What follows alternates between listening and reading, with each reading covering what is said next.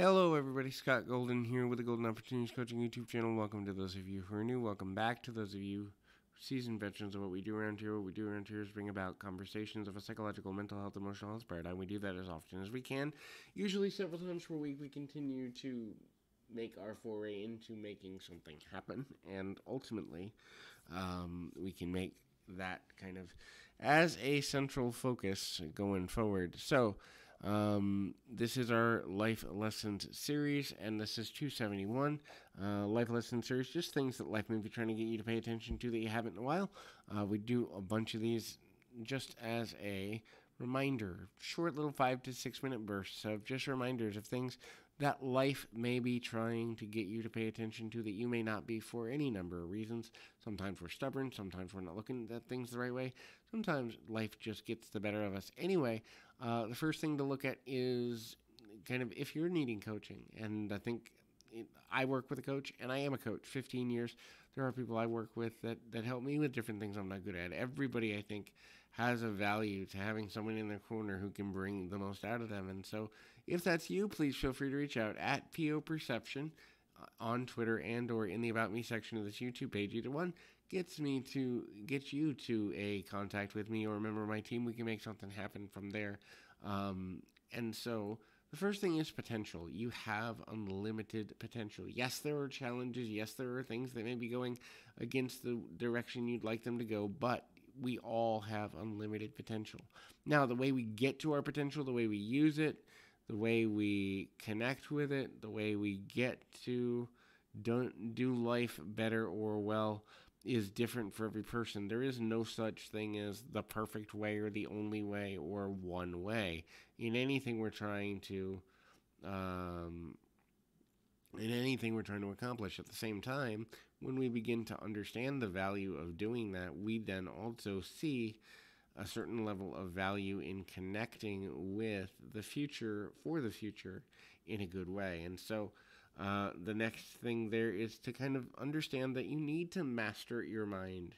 Mastering your mind is about understanding that emotions are not the definition of your identity. That's the first thing. The second thing is that you need to be able to understand why you're doing what you're doing. If you don't understand your compelling why, you won't change behavior for the future. So you can have opinions, you can have thoughts, you can have feelings, but understanding the logic and the reasons why you do what you do is one of the most important gifts you can give to yourself. And when you can articulate that to other people, it gets even better because then they're looking at you going, okay, you're explaining really well to me how to be there for you. You're explaining really well to me what to do for you. And that can be super, super valuable as well in a number of ways. The next thing is to kind of look at being adaptable, being adjustable. Understand that life will throw you a bunch of curveballs. Half the time you don't know what's coming. Half the time you don't know what's coming next. And so when you look at life as a series of curveballs and or things that you need to know how to handle, it's super valuable for a number of reasons there. And when you can do that, you're also giving yourself a greater chance of being able to identify what it is that you want to do next, but also how to solve whatever challenge is in front of you. Knowing your ability to be successful is based on how flexible you are.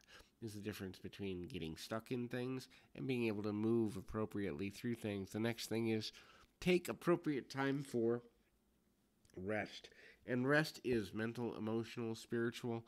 Knowing that, look, if you're not well rested, if you're not taking good care of yourself, your life can get really hectic really quickly and end up being not exactly in the best of situations for your future. And knowing that there's an interesting way to identify things, and there's an interesting way to kind of look at things and know whether or not that your life can become something manageable, something meaningful, and something valuable. So, taking that time for rest and also taking time to understand and identify and kind of work through your own levels of emotional, mental, and spiritual resiliency. Look, resiliency is the single greatest gift you can give to yourself. What I mean by that is this. If you're resilient, then you'll bounce back from whatever's in front of you.